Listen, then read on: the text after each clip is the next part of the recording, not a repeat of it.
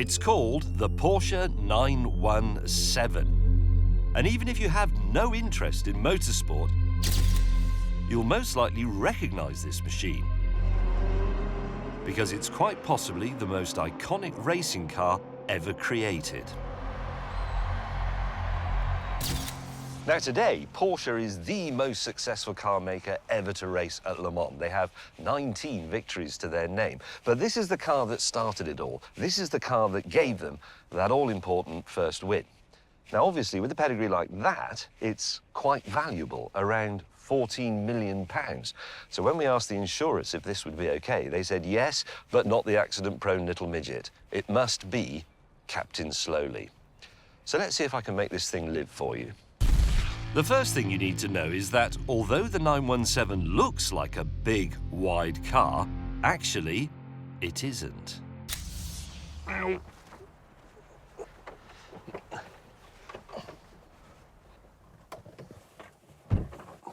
I'm in. God, it's tiny.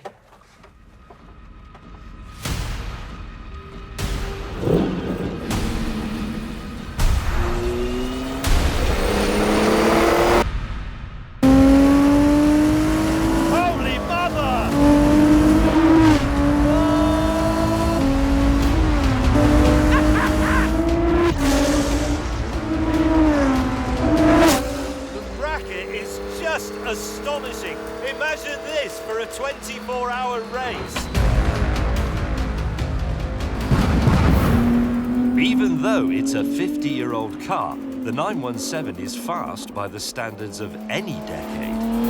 0 to 60, 2.7 seconds. Top speed, 224 miles an hour.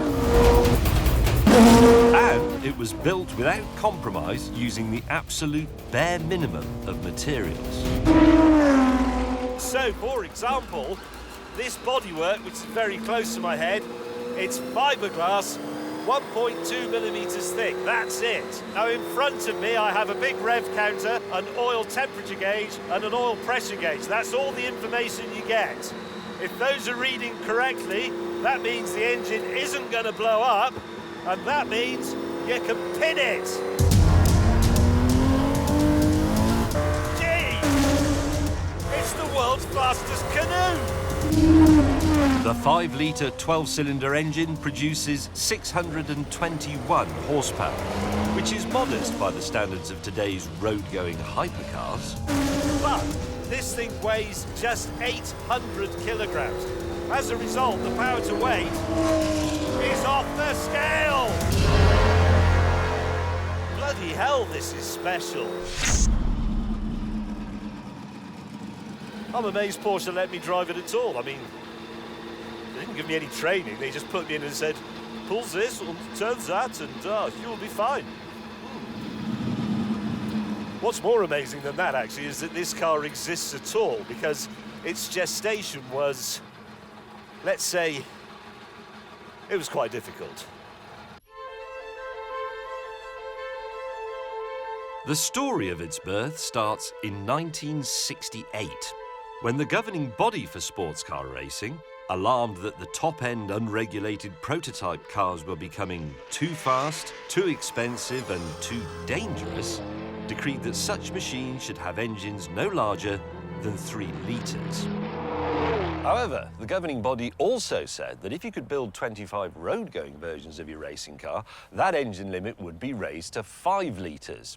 Although secretly they knew that no small sports car manufacturer could actually afford to do that. They didn't think there'd be any takers. What they hadn't reckoned on was Porsche's head of motorsport, Ferdinand Piëch. Back then, Porsche was a tiny, cash-starved outfit, nothing like the prosperous company we know today. But Piëch was so consumed with scoring an outright win at Le Mans that he decided he was going to build those 25 cars, even though the next Le Mans was only a few months away. So everybody, and I do mean everybody, the accountants, managers, office juniors, secretaries, they were all hauled away from their desks to go down to the production line and work on getting those cars ready. They actually became known as the secretary cars. the ragtag Porsche team just made the deadline, and the motorsport inspectors gave the road cars the sign-off, presumably not inspecting them too closely, or they would have noticed that most of them had truck axles. With the green light given for Porsche to enter the Le Mans race, Pierre got to work getting some cars ready in time. Now, on the plus side, they were blindingly fast. One car clocked 238 on the Mulsanne straight. On the downside, though, they were terrifyingly unstable and virtually undrivable. The drivers simply didn't know what the car was going to do next. There was so much chassis flex that the gear lever would move around all over the place. They'd make a gear change, put their hand there the next time, and it'd be somewhere else.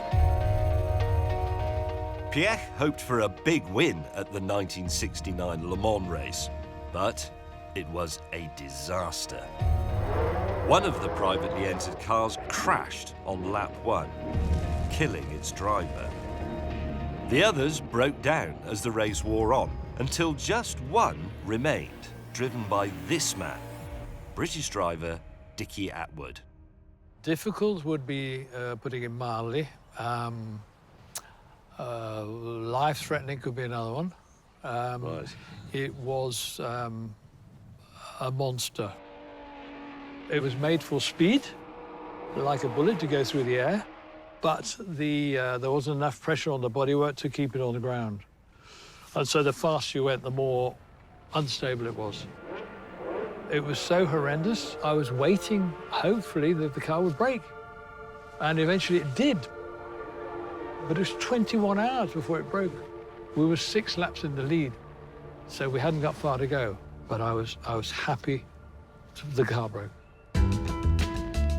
Undeterred, Porsche hired British race engineer John Wyer, who'd helped to develop the Ford GT40, to sort out the 917's evil handling. And he cracked the problem, with a little help from Mother Nature. After one really long test session, Wyer and his drivers noticed that although the front of the car was absolutely plastered in dead bugs, there were none here on the rear wing, which must have meant the air wasn't flowing over it, and it wasn't producing any downforce, and it wasn't pressing the car down into the track. Having reworked the aerodynamics of their problem child, Porsche arrived at the 1970 Le Mans race with renewed hope, and Dickie Attwood once more at the wheel. During the race, the 917s were blisteringly fast, as ever. But this time, mercifully, they were much more stable. And although heavy rain claimed victim after victim, Attwood and the 917 took the checkered flag and gave Porsche their first ever outright win at Le Mans. It was a win they badly needed because they had, quite literally, gambled the company on it. But it's also true to say that this car nearly broke Porsche as well, didn't it? Because they were a very small company. It did. Again, it was Ferdinand Piëch, and he was a guy who was quite extreme. He was so enthused to do what he's done that nearly broke the company. It did. Yeah, the racing program nearly destroyed Porsche. From then on, there was no stopping the 917, as it set about building its own legend. The following year at Le Mans, on the way to another crushing victory, it would go through the speed traps at over 241 miles an hour, a record that stood for more than 20 years. And in that same race, it was so fast it would cover a total of 3,315 miles, a distance record that would stand until 2010. And if that wasn't enough, Hollywood's greatest petrolhead, Steve McQueen, came to Le Mans and made the 917 a screen icon.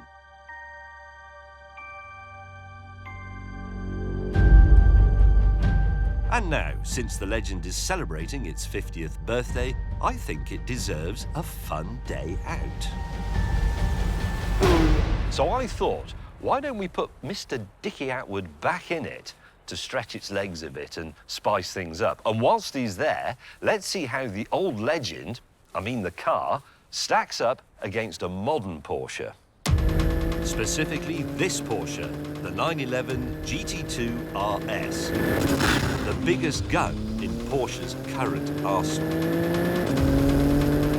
Now, attentive viewers will have noticed that I'm not actually driving, and that's because I've decided to do this properly. We're going to have old Porsche Le Mans winning racing driver versus young Porsche Le Mans winning racing driver, because this is Neil Yanni, and he won for Porsche in 2016 in the 919. To be honest, he's also probably a bit better at this than I am. As for the cars themselves, on paper, it's a tough one to call.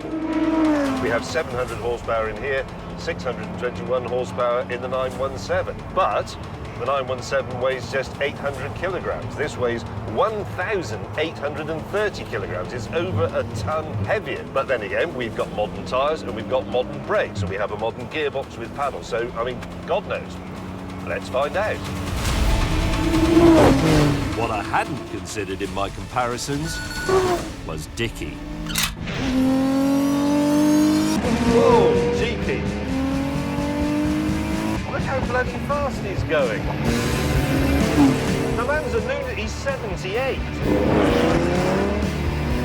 He's going quick, huh? Carrying a massive amount of speed into the corner. Here we go. Have it!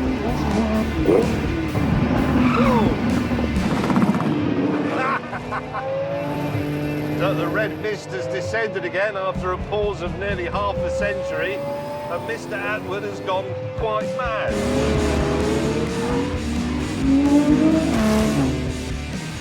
Oh yes, this could be it.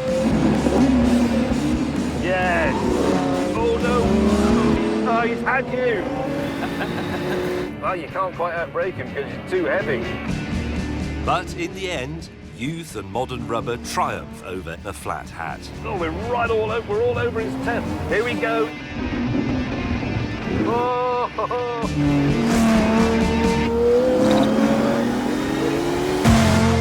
Yes. Nicely done, sir. Lucky, I can keep my job. Yeah, I think you can keep your job.